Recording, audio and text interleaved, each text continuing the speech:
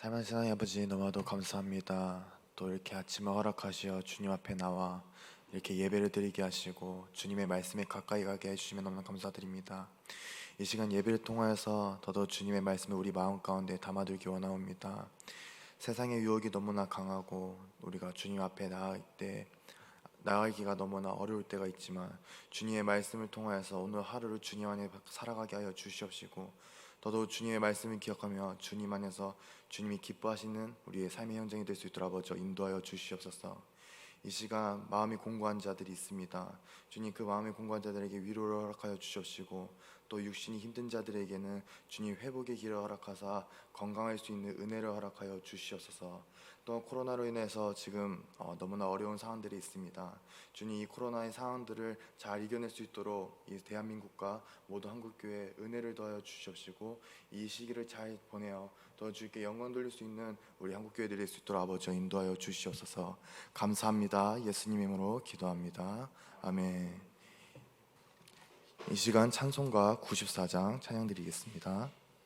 찬송가 94장 통일 찬송가 102장입니다.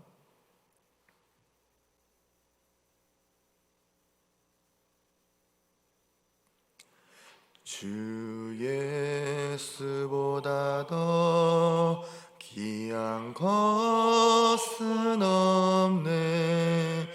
이 세상 부귀와 바꿀 수 없네. 영주 그네 대신 돌아가신 그 놀라운 사랑 잊지 못해. 세상 즐거움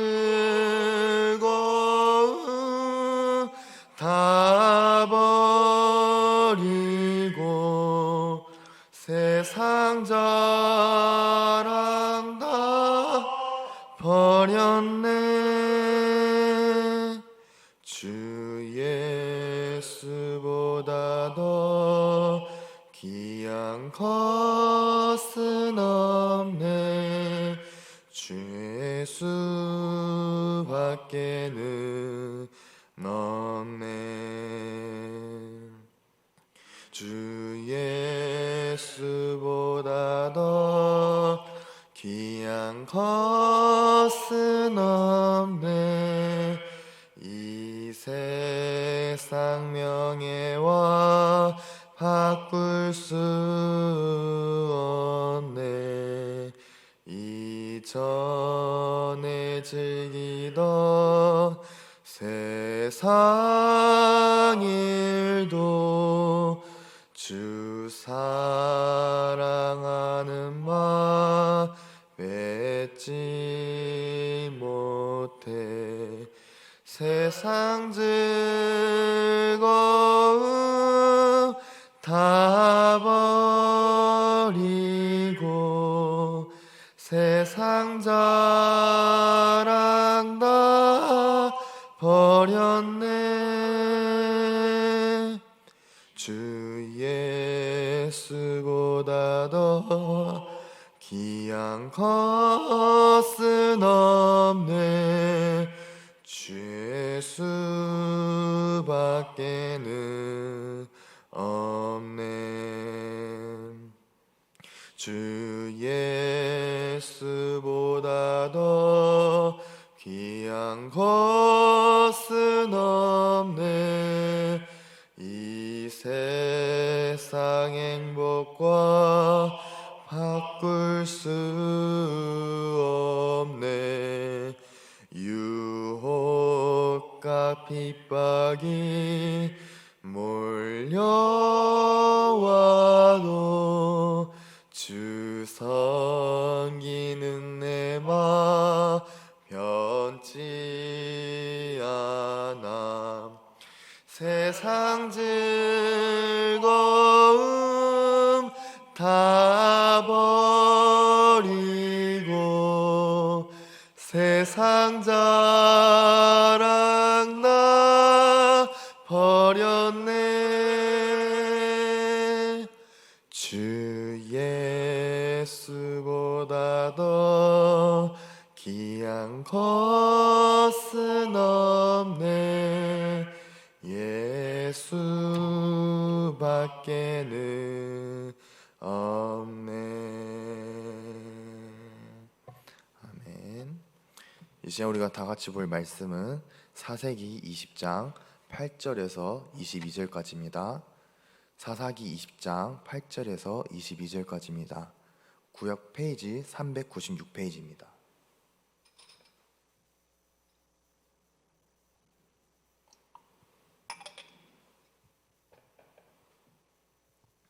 그럼 다 찾으신 줄 알고 서로 교독하며 마지막 22절은 다 같이 봉독하도록 하겠습니다. 모든 백성이 일제히 일어나 이르되 우리가 한 사람도 자기 장막으로 돌아가지 말며 한 사람도 자기 집으로 들어가지 말고 우리가 이제 기브아 사람에게 이렇게 행하리니 곧 제비를 뽑아서 그들을 치되 우리가 이스라엘 모든 지파 중에서 100명의 10명, 1000명의 100명, 10,000명의 1000명을 뽑아 그 백성을 위하여 양식을 준비하고 그들에게 베냐민의 기브아에 가서 그 무리가 이스라엘 중에서 만명된 일을 행한 대로 징계하게 하리라 하니라. 이와 같이 이스라엘 모든 사람이 하나같이 합심하여 그 성읍을 치려고 모였더라.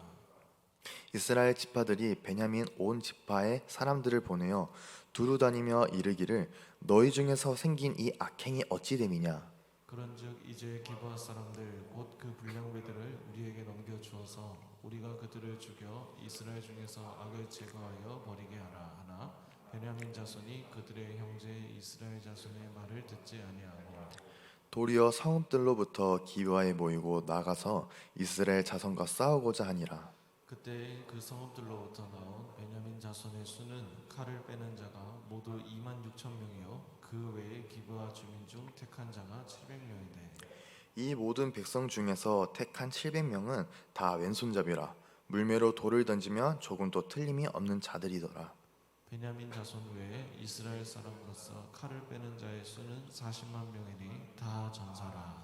이스라엘 자손이 일어나 베델에 올라가서 하나님께 여쭈어 이르되 우리 중에 누가 먼저 올라가서 베냐민 자손과 싸우리이까 하니 여호와께서 말씀하시되 유다가 먼저 갈지니라 하시니라. 이스라엘 자손이 아침에 일어나 기브아를 대하여 진을 치니라. 이스라엘 사람이 나가 베냐민과 싸우려고 전열을 갖추고 기브아에서 그들과 싸우고자 하매 베냐민 자손이 기브아에서 나와서 당일에 이스라엘 사람 22,000명을 땅에 엎드려 들었으나 이스라엘 사람들이 스스로 용기를 내어 첫날 전열을 갖추었던 곳에서 다시 전열을 갖추니라. 이스라엘 자손이 올라가 여호와 앞에서 저물도록 울며 여호와께 여쭈어 이르되 내가 다시 나아가서 내 형제 베냐민 자손과 싸우리이까 하니 여호와께서 말씀하시되 올라가서 치라 하시니라. 그 이튿날에 이스라엘 자손이 베냐민 자손을 치러 나아가매 베냐민도 그 이튿날에 기브아에서 그들을 치러 나와서 다시 이스라엘 자손 18,000명을 땅에 엎드려 드렸으니 다 칼을 빼는 자였더라. 이에 온 이스라엘 자손 모든 백성이 올라가 베델에 이르러 울며 거기서 여호와 앞에 앉아서 그날이 저물도록 금식하고 번제와 화목제를 여호와 앞에 드리고 이스라엘 자손이 여호와께 물으니라. 그때에는 하나님의 언약궤가 거기 있고 다 같이 읽겠습니다. 아론의 손자인 엘르사의 아들 비느하스가 그 앞에 모시고 섰더라. 이스라엘 자손들이 여쭈기를 우리가 다시 나아가 내 형제 베냐민 자손과 싸우리까 말리까 하니 여호와께서 이르시되 올라가라 내일은 내가 그를 내 손에 넘겨 주리라 하시는지라. 아멘. 네, 말씀은 계속해서 그 레위인의 사건 12조각난 그 첩의 모습을 보고선 이야기는 계속해서 이어져 가고 있습니다. 어제까지 12조각이 난 시신을 보고 총회를 열었던 이스라엘이 이제 계속해서 나아갑니다. 이제는 총회에서는 이제 결단의 모습을 이야기하면서 우리가 이제 어떻게 할까라고 이야기합니다. 그러면서 이 온 지파들이 한 마음 한 뜻을 모여서 베냐민 지파를 치고자 합니다. 베냐민과 전쟁을 일으키기 위해서는 약 40만이나 되는 군사들을 체계적으로 짜는 모습들이 나옵니다. 100명의 10명, 1000명의 100명, 10,000명의 1000명 이렇게 10분의 1, 최대 숫자의 10분의 1을 뽑아서 이제 취사병들을 구하고 그리고 군사 물품들을 구할 그런 체계적인 준비를 하면서 이제 기브한 땅으로 넘어가게 됩니다.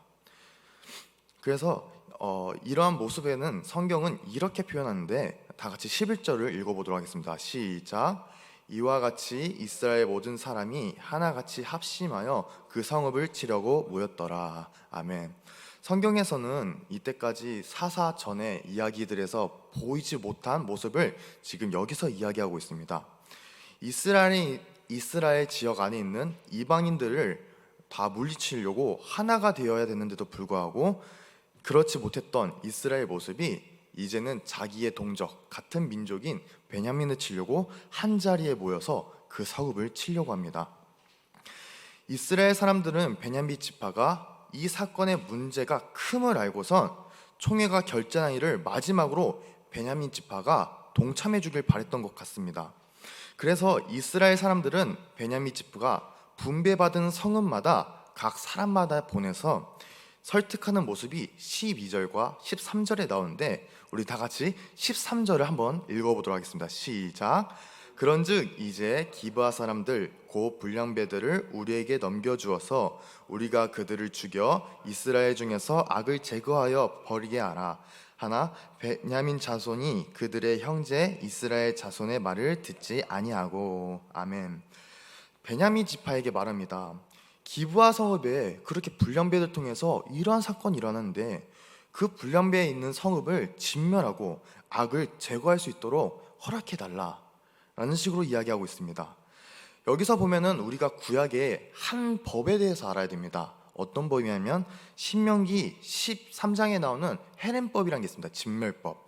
이 진멸법은 어떤 것이냐면요, 이스라엘 땅에 이방인이 점령하고 그 땅을 진멸하는 것과 또 다른 것이 있는데, 한 성읍, 이스라엘 백성 안에 한 성읍 중에 하나님을 믿지 않고 다른 신을 믿었다는 이유로 그 성읍을 진멸하라는 그 법이 진멸법입니다.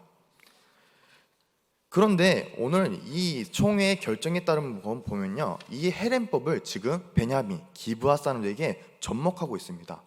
기브아의 이 성읍은 하나님을 아예 다른 이제 우상을 믿진 않았지만 이 불량배들의 모습을 보고서 그 성을 아예 진멸하려는 그런 모습들을 보여주고 있어요. 하지만 베냐민 지파는 이런 설득에도 불구하고 이스라엘 총회의 결정에 따르지 않고 총회에 곧 이스라엘 다른 지파 모두에게 대항할 것을 선택합니다. 그렇게 베냐민 지파의 모든 성읍에 있는 병사들이 기브아 성읍에 하나둘씩 모이면서 보병 총 2만 6천 명과 왼손잡이 물맷돌 병사 700명이 준비되게 됩니다.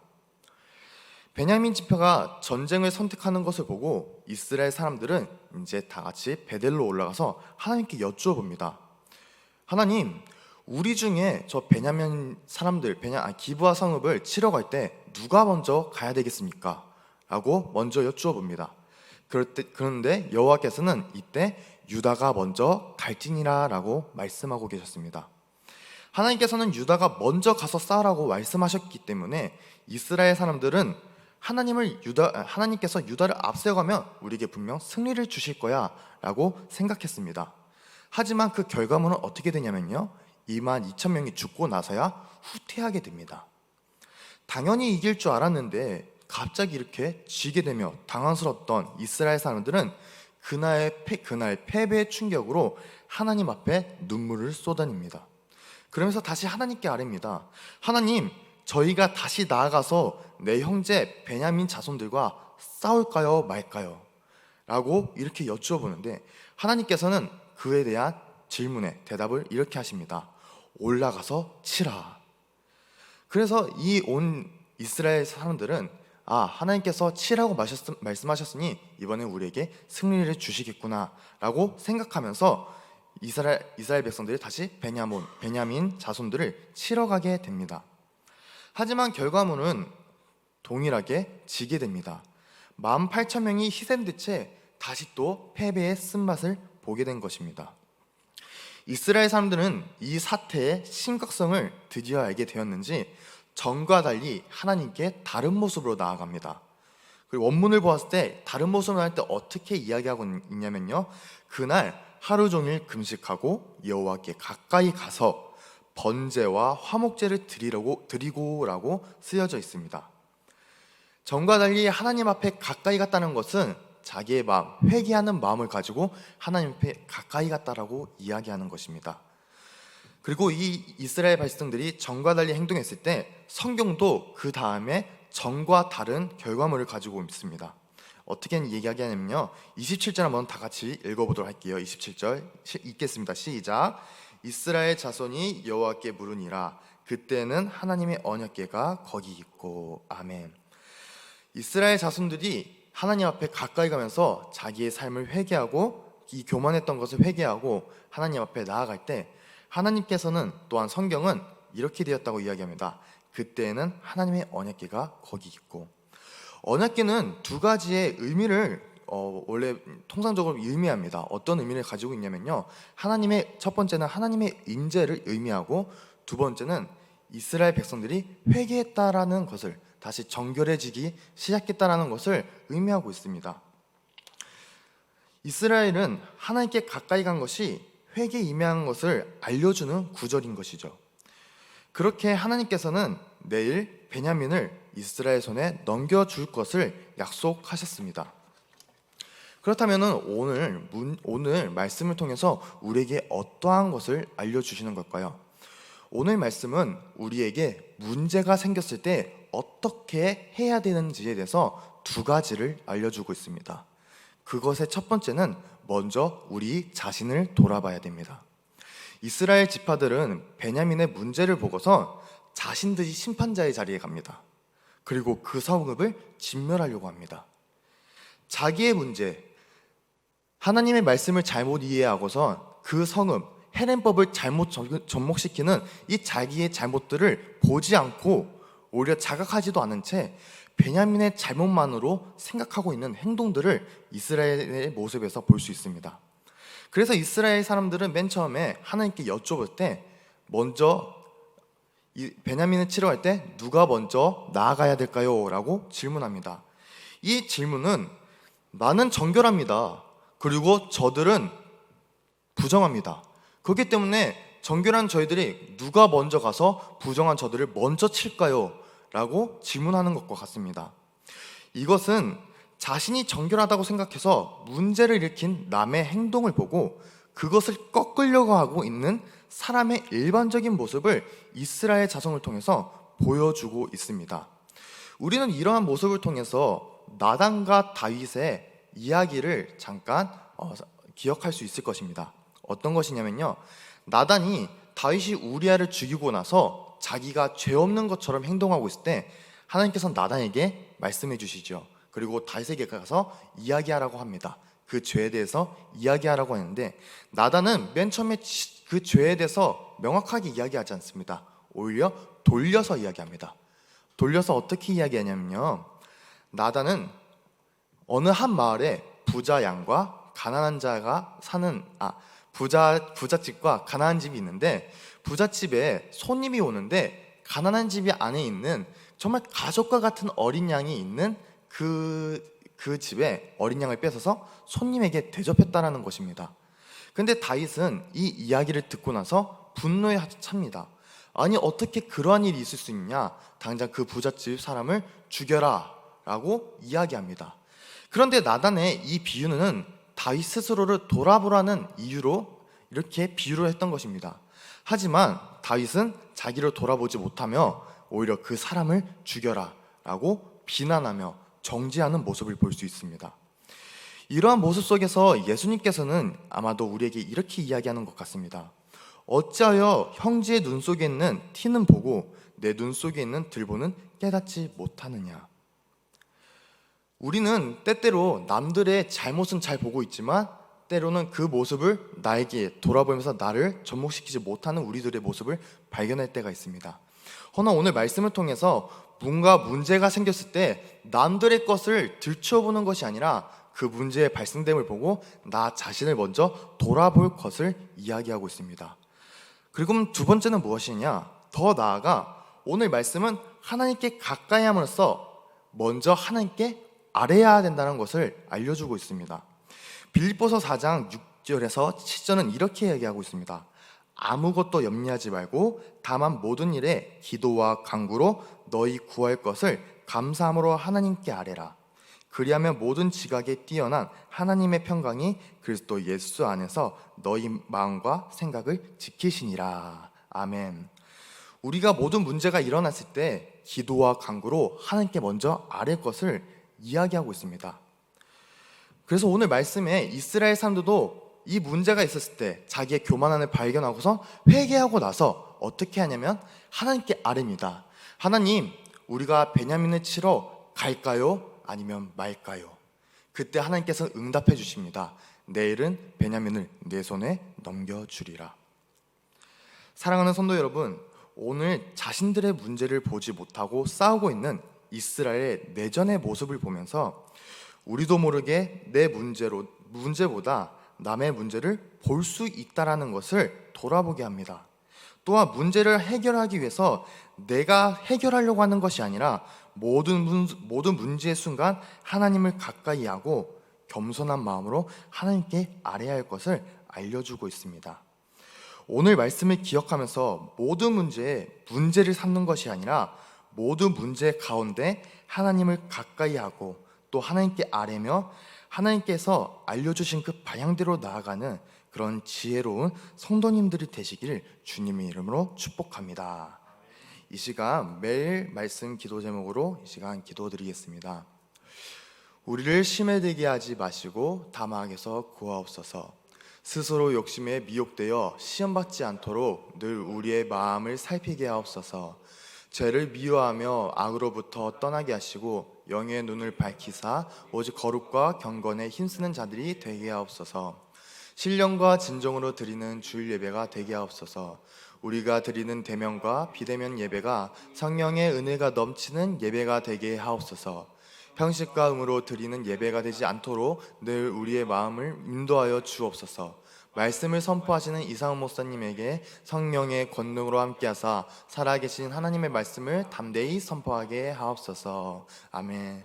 더 나아가 우리 시간 오늘 말씀을 기억하면서 하나님, 우리가 때로는 살아갈 때 모두 문제가 있을 때 나도 모르게 화나면서 남들의 문제를 지적하려고만 했었습니다. 주님, 오늘도 우리가 그런 모습이 있다면 용서하여 주십시고 그 문제를 통하여 나를 돌아보고 하나님께 아뢰면서 그 문제를 해결하려고 하는 우리들의 모습들이 되게 하여 주옵소서. 또한 더 나아가 대입과 취업을 준비하고 있는 자녀들이 있습니다. 이 12명 아이들을 잘 기억하면서 아이들의 이름을 하나하나 불러가면서 아이들이 주님 안에서 잘 살아갈 수 있도록 믿음도 잘 지키고 주님 안에서 이 한국교회의 미래를 위해 잘 나아갈 수 있는 12명 아이들이 될 수 있도록 이 시간 주여 한번 부르고 기도하도록 하겠습니다.